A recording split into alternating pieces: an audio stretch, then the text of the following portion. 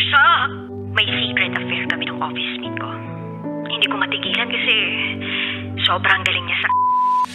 Rocky's Secret Files. Secret Files. It's the kind of bleep you never knew existed. Kunwari inosente, pero boy naman pala. Rocky's Secret Files. Secret Files.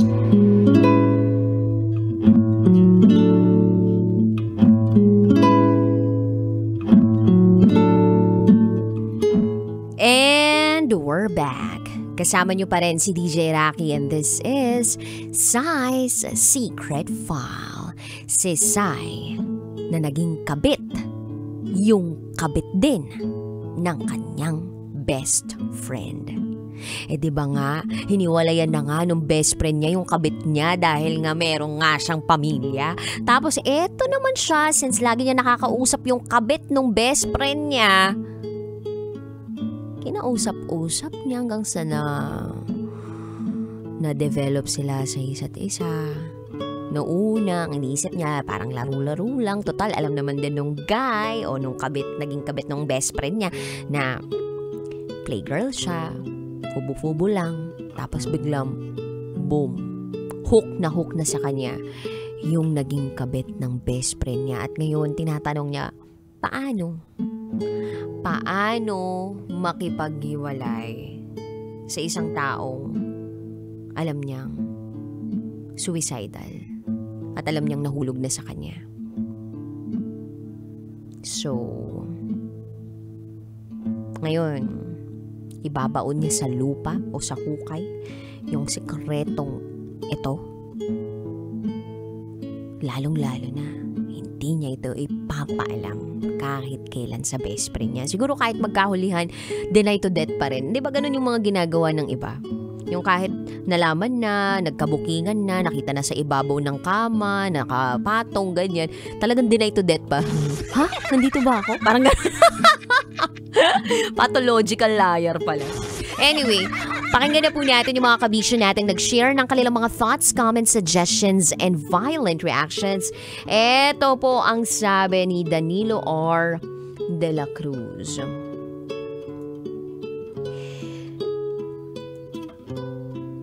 Again and again and again and again, it's all about a choice. Why do we choose to make our life complicated if we can choose to have a better life? Whenever you make a big decision, you have to ask yourself first, is it gonna get you to your goal or farther away?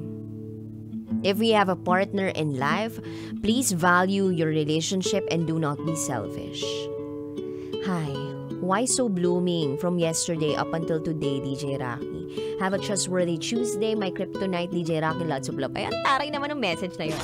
Thank you, Danilo R. De La Cruz. Actually, bakit nga ba pinakukumplika natin yung buhay? Kung tutuusin, ang simple lang naman ng buhay. Oo, may mga problemang dumadaan sa buhay natin, pero kadalasan, yung mga problemang dumarating sa buhay natin ay dahil din sa mga desisyong ginawa natin. Dahil din sa mga bagay na hindi natin napaghandaan nung nagdesisyon tayo. Yes, nagdesisyon tayo. In a snap of a finger, okay, sige, dahil masaya ako dito sa taong to, gagawin ko siyang kabit ko. Pero yung after nung kasiyahan na iyon, yung realizations that comes after, or the realizations that come after that decision and of that happiness, biglang babagyo sa'yo eh. Parang ito-tornado ka pa. And then there, uy, problema to. So madalas yung problema na yan ay nanggaling sa isang desisyong hindi masyadong pinag-isipan. Ito naman po ang sabi ni Charles Sancho. Naranasan ko rin makipagkabitan ng kuryente. Charot with arot. Jumper yarn? Illegal yan. Illegal na nga ang pakikipag-appeal. Illegal pa ang pagja-jumper. Double kill kayo dyan. Anyway, masakit ang makipagtrayduran at sa best friend mo pa. Mahirap makipagpatawaran lalo na't mabigat ang ginawang pagkakamali. Actually, this was my first heartbreak sa mga friendship ang heartbreak ko at magkaiba ang reason pero lumipas na rin ang sakit na dinaraanan ko at happy na ako sa naging sitwasyon ko lately. Buti naman kung ganun, Charles Sancho, baka hindi ka pa masaya, nakikinig ka ng radyo eh. Wow. Ang lakas yan. O yeah, pero isa sa mga pinakamasakit na betrayal ay yung galing sa taong hindi mo inaasahan na tatraydorin ka. Yung tipong ito yung taong nakakaalam halos ng buong pagkatao mo, yung hinihingahan mo ng sama ng loob mo, yung alam niya yung bawat sulok ng puso mo na nang dahil dito sa sitwasyong ito o dahil sa taong to, mga taong to, wasak ka, yung ganun. Tapos, biglang malalaman mo na, or di niya pa alam kasi, tapos biglang malalaman mo or makamalaman na, uy, best friend ko yun. Best friend ko yun. Yung trumaydor sa akin. That's the most painful kind of betrayal. It comes from the person you love the most and from a person who you trust the most. Minsan nga partner natin, hindi natin masyado nabibigay yung 100% tiwala natin eh. Pero sa best friend, 100%. Kulang nga 200% eh. Bawat sulok ng buhay mo, alam niya. Alam niya yung pains, alam niya yung hurts mo. Alam niya yung napagdaanan mo. Tapos biglang boom. Kinabit mo yung naging kabit niya. Di ba may sinasabi sila na girl code or bro code? Paano mo nagawa yun?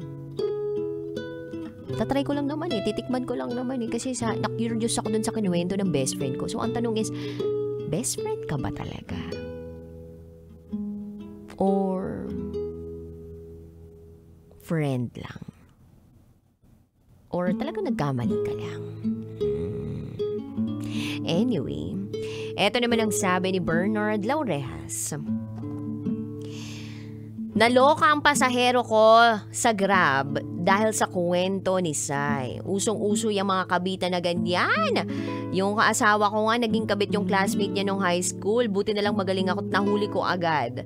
Kinabit, nakabit, nakabit, nakabit. Buti na lang ay hindi ako nagpasabit din. Watching from Lola Ima, Pampanga Cuisine, Lakeshore, Petron Gas Station, Mexico, Pampanga. Yan po. Maraming salamat, DJ Rocky. Bahala ka, Bernard Laurejas. Ewan ko sa'yo. Buti na lang nakatutok ka sa radyo. Hi din kay Maylen Donaire. Sana matauhan na yung nakikabit. Baka maging pakbet. Charot with Harot. Para sa sender, sana tigilan niya na yung kalandian niya bago pa mahuli ang lahat. Lalo na pag nalaman pa ng best friend niya. Thank you so much, Miss Maylen Donaire. Alam mo, napakaganda nito ni Miss Maylen. Nakita ko na to in person eh. Tsaka sobrang bait. Anyway, ito pa sabi ni Joral Joy Peña. The truth is about the story for me is, hindi po totoo na hindi po sinasadya na na-fall sila sa isa't isa. Walang cheating na biglaan. Our emotions can be guarded and guided. So confess at matuto para hindi na umulit. Again, ang emotions natin ay pwedeng ingatan at gabayan para hindi tayo magkasakit or makasakit at masaktan. God bless us all po. Oh, hindi totoo daw na hindi sinasadya na na-fall sila sa isa't isa. Walang cheating na biglaan. Emotions can be guarded and guided. Uy, ganda nun ah. Totoo naman eh. Wala naman yung cheating na biglang boom, 'di ba? Napasok yung hotdog sa kuweba. Yung nadulas ka lang, 'di ba? Merong balat ng saging diyan sa may kanto ninyo, doon sa may room ninyo, tapos biglang nadulas yung lalaki, tapos biglang nahulog mismo, sumakto yung ano niya doon sa mismong Pam, gano'n. Diba? Wala namang ganun eh. So, cheating is really a choice. It's really a choice. Bago pa magkaroon talaga ng isang malaking pagkakamali na cheating, dumaan yan sa maraming desisyon o pagdedesisyon para mapunta ka doon. Gets nyo? It was a product of series of choices and consistent choice na ito yun, napapunta sa cheating. So, wag kaming gamitan ng mga ganyan. Hindi sinadya. Talagang nandun na rin yun. Ginusto na rin yun.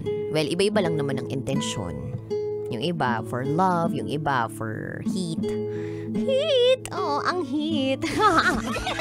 Charot with the rot. But anyway, ang dami pang nag-comment sa ating secret file sender.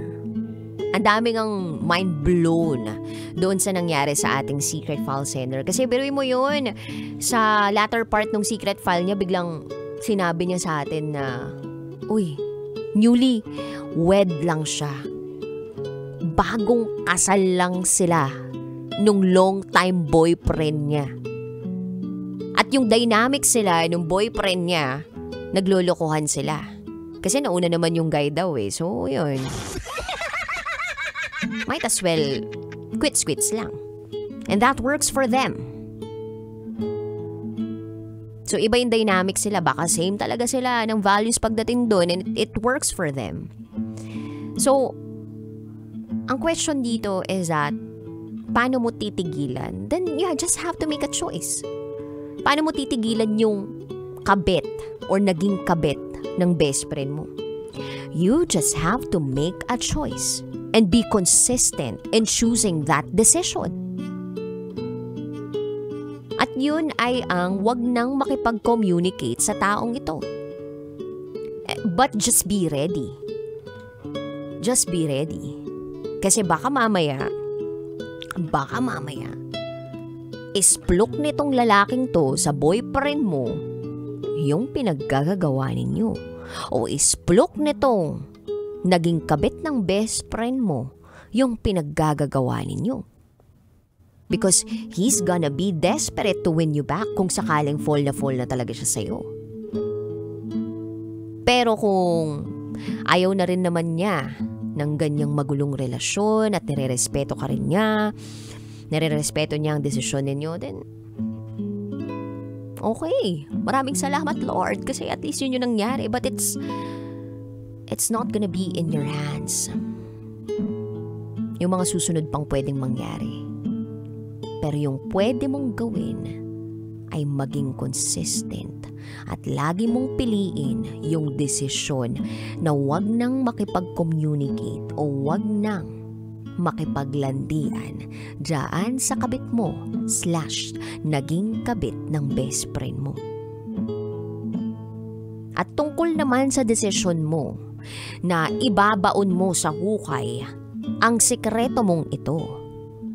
Dahil lagot ka talaga pag nalaman ng best friend mo na naging kabit mo rin yung kabit niya. Well, the choice is yours. But there's a thin line between the truth will set you free and there are some things better left unsaid. Naisip ko nga worth it ba na i-sacrifice yung friendship mo alang-alang sa tawag ng laman mo? Ano mo yun? Or dun sa kilig na naramdaman mo dito sa guy? Worth it ba yun? So again, babalik tayo dun sa part na eto na naman yung problemang nag-ugat ng dahil sa mga bagay o desisyong hindi masyadong napag-isipan. But I hope it's not yet too late. And I still wish you the best. Kung ano man yung dynamics ninyo ng long-time boyfriend mo na ngayon asawa mo na, edi, go, whatever works for you guys. Pero, tigilan mo na yung pagkabit mo doon or yung pagkakaroon ng kabit mo doon sa naging kabit ng best friend mo. Kasi una, pag nalaman talaga yan, dahil walang aapoy na hindi uusok. Patay ka talaga. Bye-bye, friendship. FO. Pero kung willing ka naman na mag-sorry, etc., magsabi ng totoo, then go, unahan mo na. Pero kung gusto mo talaga na ibaon na to sa lupa, sa hukay, then go ahead. As long as maging ready ka lang sa lahat ng mga consequences ng actions mo. Yun lang, the choice is yours. You have to make a decision now, bago pa magkagulo pa ang iyong buhay.